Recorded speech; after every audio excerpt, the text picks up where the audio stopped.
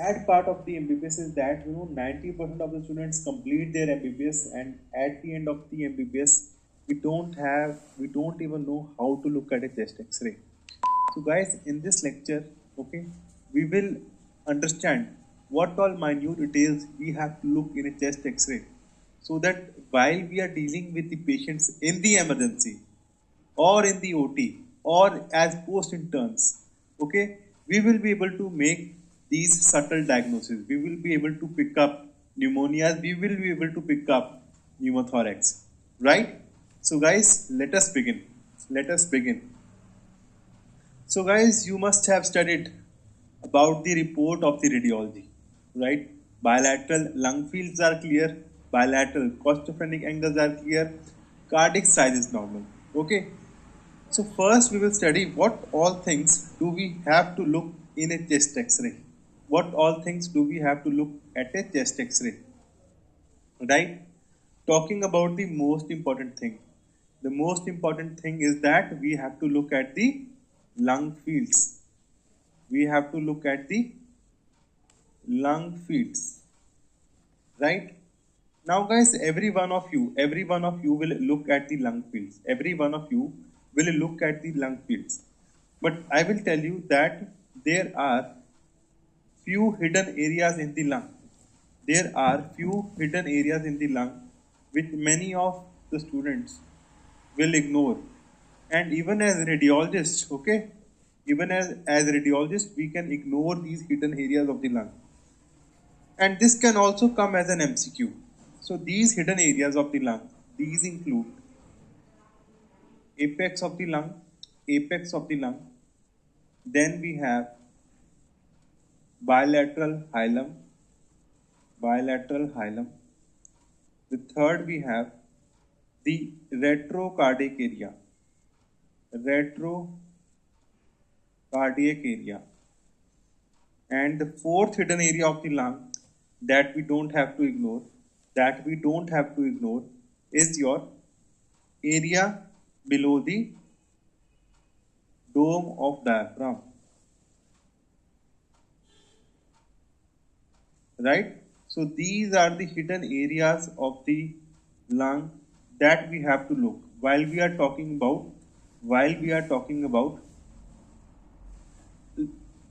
lung fields. Okay, so these are the hidden areas of the lung that we always have to look at, right?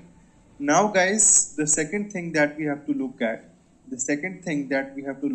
is your bilateral costophrenic angle.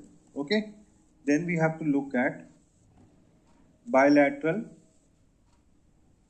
costophrenic angle, bilateral CP angle, right?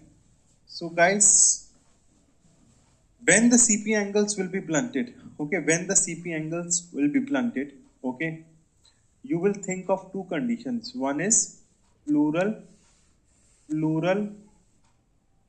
effusion, and the second condition that you have to think of is pleural thickening.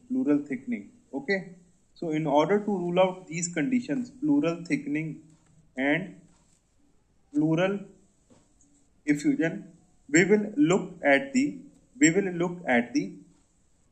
CP angles. We will look at the CP angles. So, guys, almost okay. Your pleural cavity should be filled with at least 200 to 300 ml of fluid, at least 200 to 300 ml of fluid, in order to cause blunting of the CP angle. In order to cause blunting of the CP angle, right?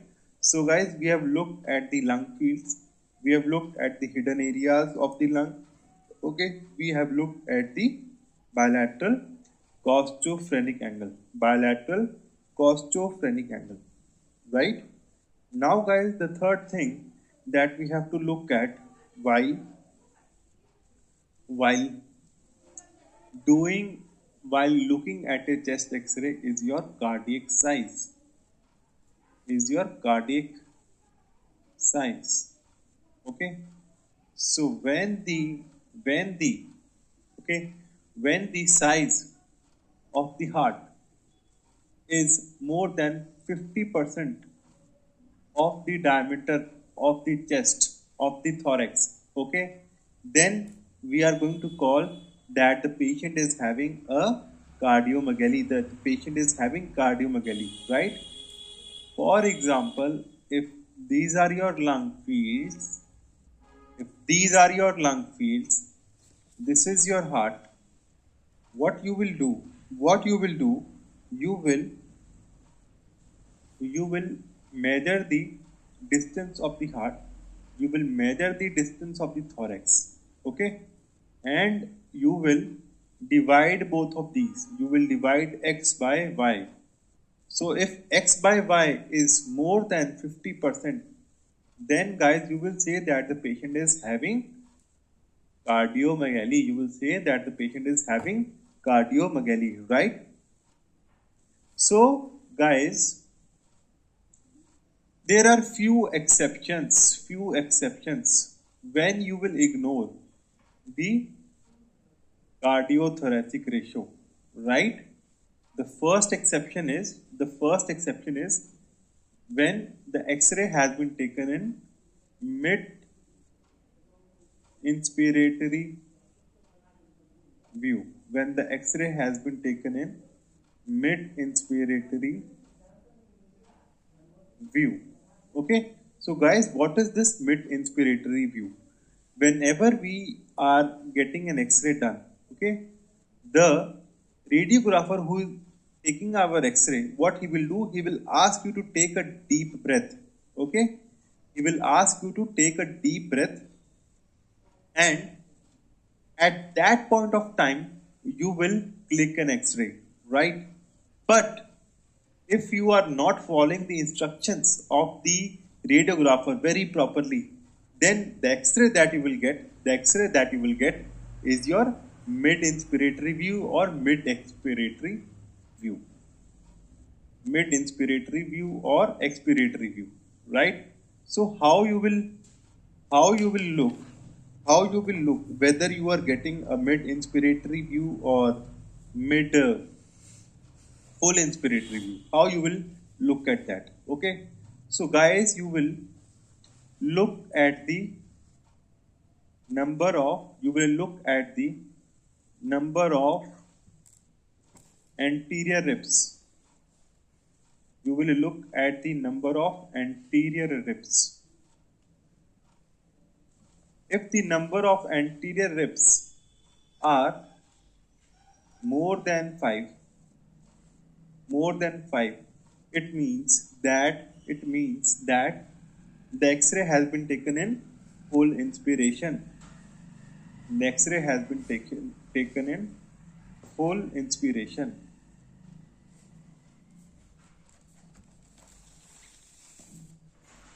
But if the number of anterior ribs they are less than 5 or equal to 5, then you will say that the X-ray has been taken in mid-inspiratory view, right? Or you can also do one thing. You can count the number of posterior ribs. You can count the number of posterior ribs. If the number of posterior ribs are less than 10, it means that the X-ray has been taken in mid-inspiratory view. It means that the X-ray has been taken in mid-inspiratory view. Is that fine? So guys, whenever you are looking at the chest X-ray, make sure that the X-ray has been taken in full inspiration, right?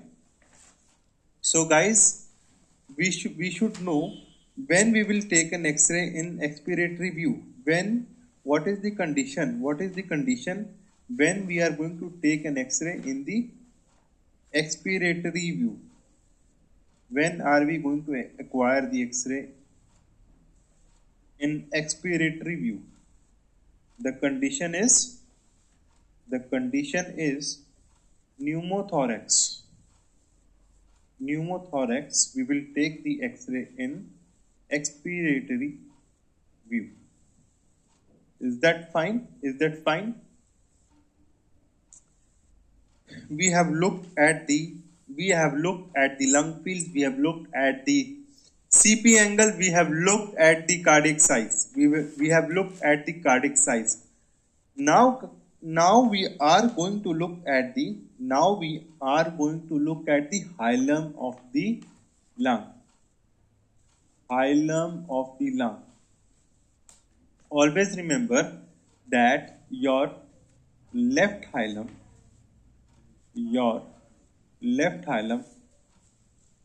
is higher than the right hilum.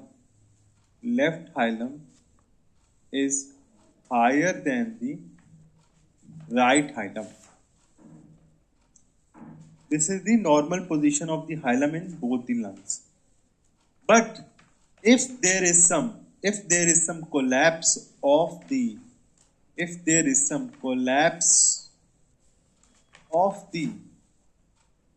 right upper lobe, what it will do? It will pull the hilum toward itself.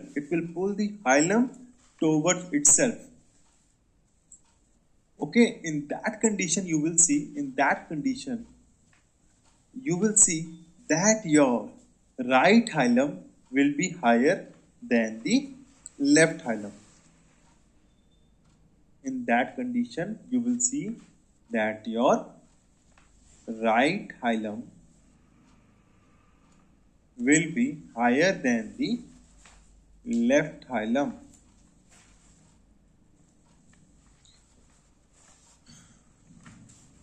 So guys, one more condition, you will not comment about the cardiac size.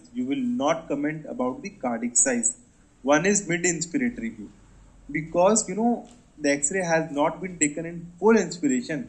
The cardiac size will appear enlarged in a case with mid-inspiratory view. So you will never comment upon the cardiac size if the X-ray has been taken in mid-inspiratory view.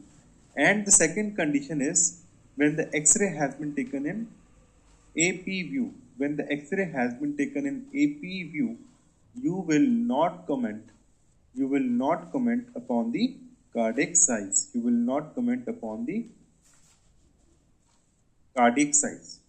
Right? So guys, there are two views. One is PA view.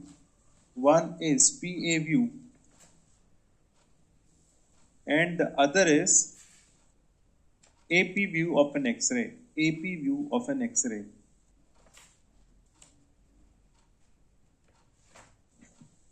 In PA view, what is happening? The X-rays are traveling in the patient from posterior to the anterior direction. The X-rays are traveling in the patient from posterior to the anterior direction, whereas in AP view, the X-ray beam is traveling from anterior to the posterior direction. So how is this happening? Let me show you the position of the patient in the AP view. Position of the patient in the AP view. Now guys, this is the X-ray beam and this is your detector. This is the anterior surface of the patient. This is the posterior surface of the patient.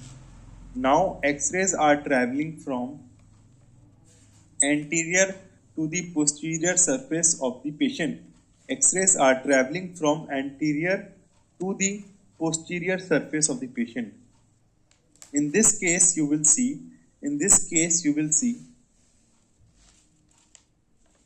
that the X-rays which are traveling from anterior to the posterior direction they have a divergent beam. They have a divergent beam. Divergent beam of X-rays are seen. Divergent beam of X-rays are seen.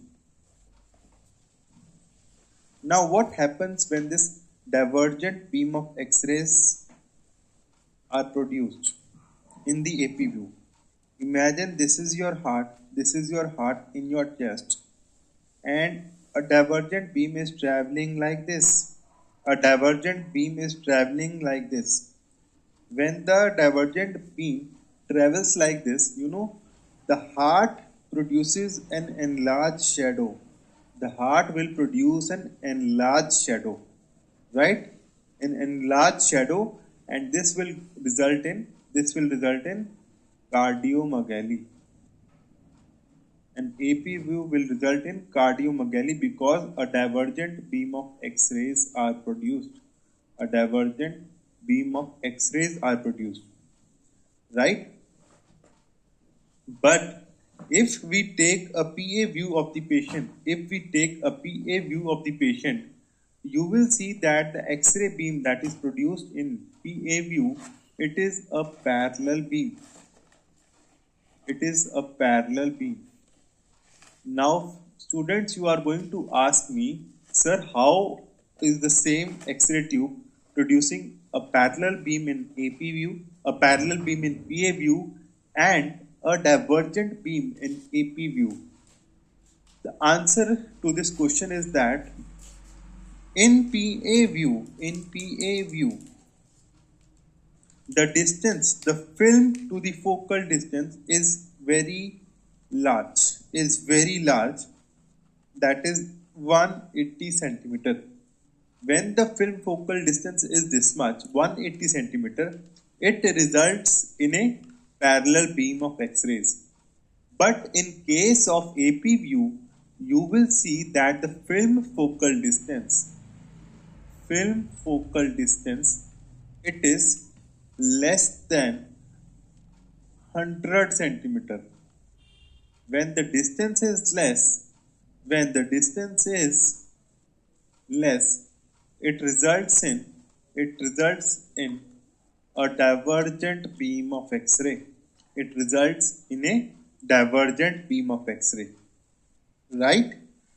Now here we should also know how to differentiate between an AP view of the chest X-ray versus a PA view. Because many times I have told you that in AP view, the heart size will appear enlarged. In AP view, the heart size will appear enlarged. So we should know how to differentiate between these two X-rays. Before learning to differentiate between these two X-rays, we should also know we should also know in which patients we are doing this AP view of the chest X-ray. Can anyone guess? Can anyone guess? If you look at these X-rays, you will see that this AP view of the chest X-ray, it is done in supine position, whereas PA view of this chest X-ray it is done in standing position. So what happens? This supine, this AP view of the chest X-ray, it is generally done for patients who cannot stand. AP view is generally done for the patients who cannot stand. So which are the patients? Which are the patients who will not be able to stand?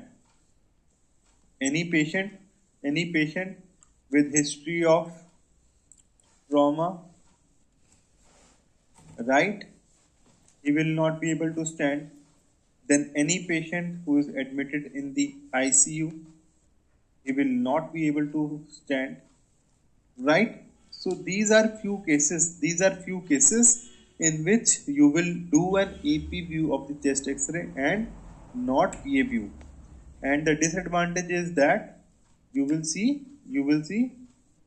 apparent cardiomegaly in these patients. You will see apparent cardiomegaly in these patients, right? Now guys, we have learned that we will look at there are two conditions in which cardiac size will appear enlarged. There are two conditions in which cardiac size will appear enlarged, right? One is AP view and the other is mid inspiratory view. The second thing we have to know is that how to differentiate between an AP view versus PA view. How to differentiate between an AP view versus PA view. So this we will learn. So guys, if you look at the AP view, this is the stomach of the patient. At this location, you will see the stomach of the patient. Imagine this is the stomach of the patient, and it is forming. This is the food contents within this. This is the food contents within the stomach of the patient. And when you will take a chest X-ray for this patient, this stomach will appear as a gastric. This stomach will appear as a gastric bubble. This stomach will appear as a gastric bubble, right? So if you have to just know one point to differentiate between AP view and a PA view, you have to remember that in PA view, you will see stomach bubble. You will see stomach bubble,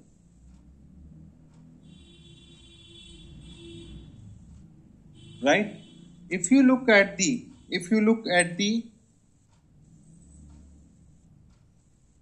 AP view. Now this will be the stomach of the patient, and this is how your food contents will lie, right? And when the X-rays are traveling like this, you know, they will give a homogeneous opacity. Okay, they will give a homogeneous opacity. Air fluid levels, air fluid levels will not be formed. Air fluid levels will not be formed, right? So let me show you. Guys, these are two X-rays. These are two X-rays that are shown to you here. These are two X-rays of the same patient.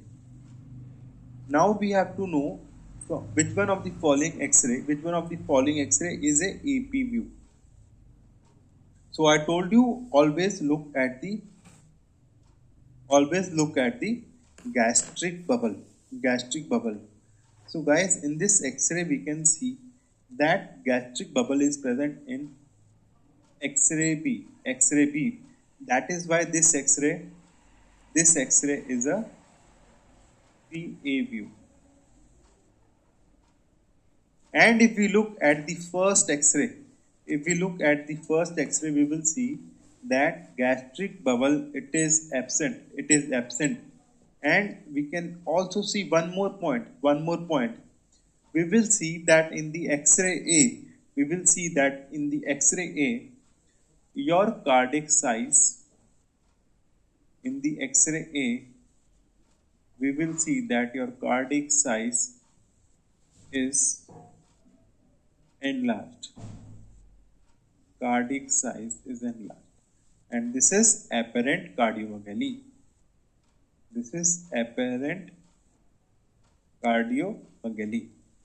Right? Moving on to the next X-ray.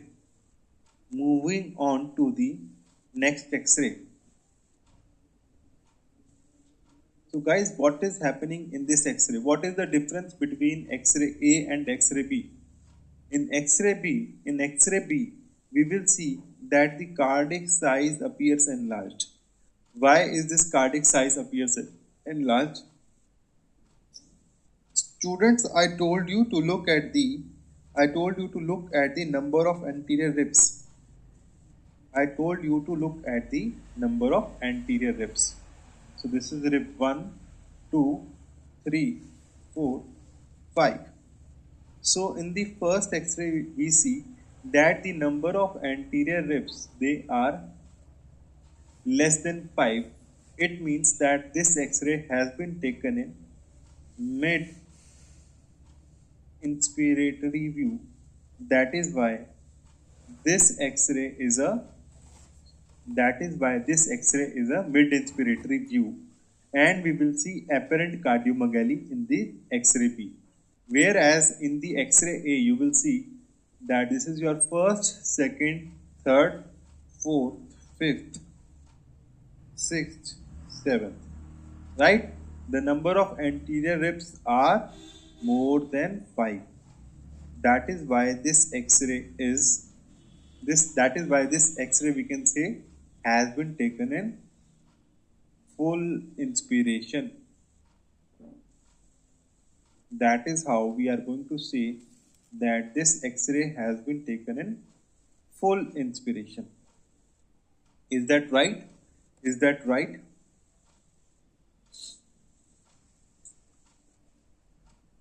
Now guys, the third thing, okay, we have discussed about the what all things we have discussed. We have to look at the apex of the lung.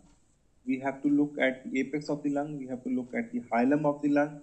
We have to look at the retrocardiac area. We have to see the area below the diaphragm. We have to look at the hilum. Just see the hilum. Just see the hilum. You will see that right hilum is always higher than the right hilum. Left hilum is always higher than the right hilum. Is that right? Then guys, we have looked at the hilum, we have looked at the cardiac size, we have looked at the CP angle.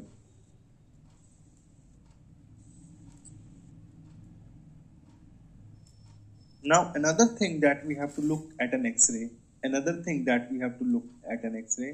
is whether is there any rotation present within the X-ray. Whether is there any rotation present within the X-ray. You have to look at these things. So guys, what do you understand by rotation? What do you understand by rotation? You have to see that the distance of the spinous process of the vertebra, it is equidistant from the medial end of the clavicle. In the X-ray A, we can see that the distance of the spinous process of the vertebra, it is equidistant from the middle end of the clavicle. But in the X-ray B, we will see if this is your spinous process, this distance is not equidistant. This distance is not equidistant. If the distance will not be equidistant, guys, it will result again, you will see that the cardiac size, it can appear enlarged. Right? So always look at whether is there any rotation present within an X-ray or not. Whether is there any rotation present within an X-ray or not. Right? Now guys, we will look at another important thing. One is heart borders. We will look at the heart borders, and we will look at the diaphragm. We will look at the heart borders and we will look at the diaphragm.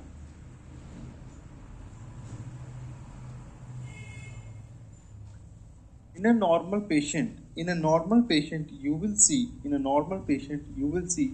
that the borders of the heart as well as borders of the diaphragm, they are very sharp.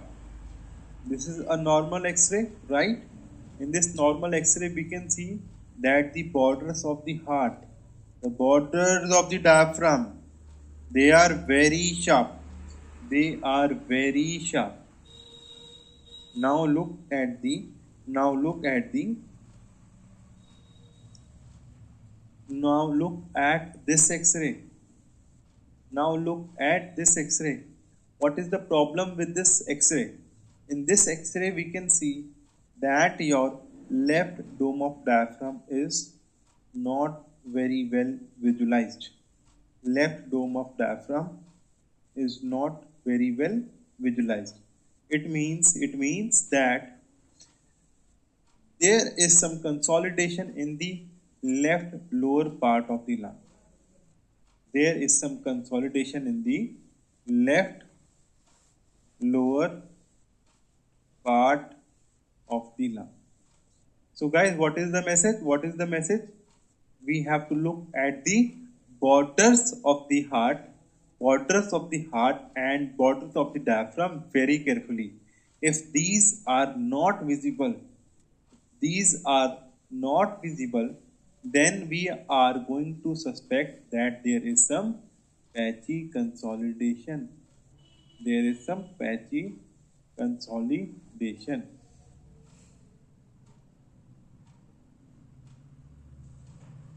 Now in the X-ray B, what we can see, that your right heart border, this is not very sharp. Right heart border is not very sharp. Right heart border is not very sharp. It means that there is some consolidation in the right middle lobe. It means that there is some consolidation in the right middle lobe. Right? So guys, what all things? Lung fields. In lung fields, we have to look at the hidden areas. Second, CP angle. Third, cardiac size exceptions. That includes your mid-inspiratory view, then your AP view, then your rotation. Fourth, we have to look at the hilum. Fifth, we are looking at the borders of the heart and the diaphragm. Right? Moving on to this X-ray, guys. What is the problem with this X-ray? We look at the lung fields, hidden areas of the lung. Right? Look at these areas. Do they appear normal? Yes or no? Then you will look at the costophrenic angle.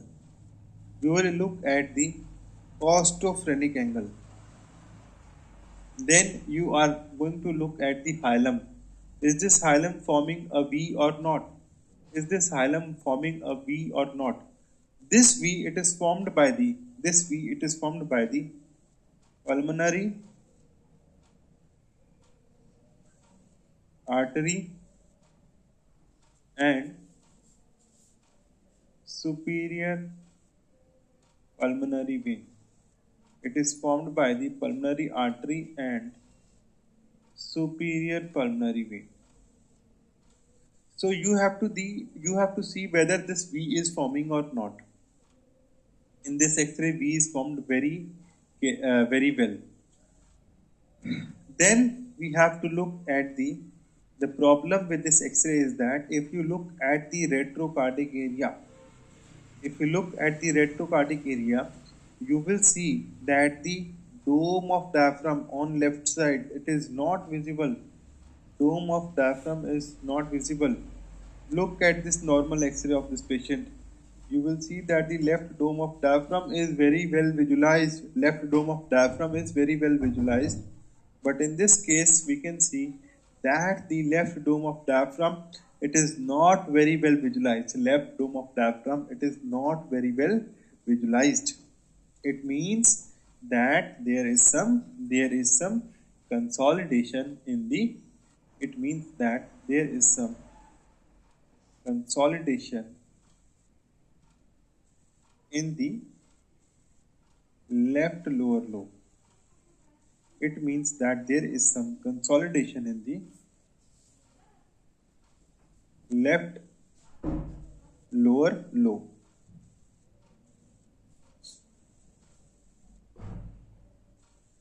Now guys, another thing that we have to look at in a chest x-ray, another very important thing that we also miss, that radiologists also miss while looking at an x-ray.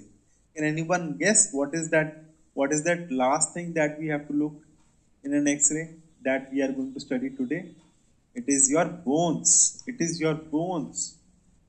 So many people, many students, we will just look at the lung fields, hilum, CP angle, cardiac size, but we will forget about the bones. So look at the ribs very carefully, very carefully. If you will see at this rib, you will see at this rib, you will see that there is fracture in the, there is fracture in the, this is your, this is your second rib, third, fourth, fifth. There is fracture in the fifth, sixth, and seventh posterior rib, right? You will see that there is some fracture in the, there is some fracture in the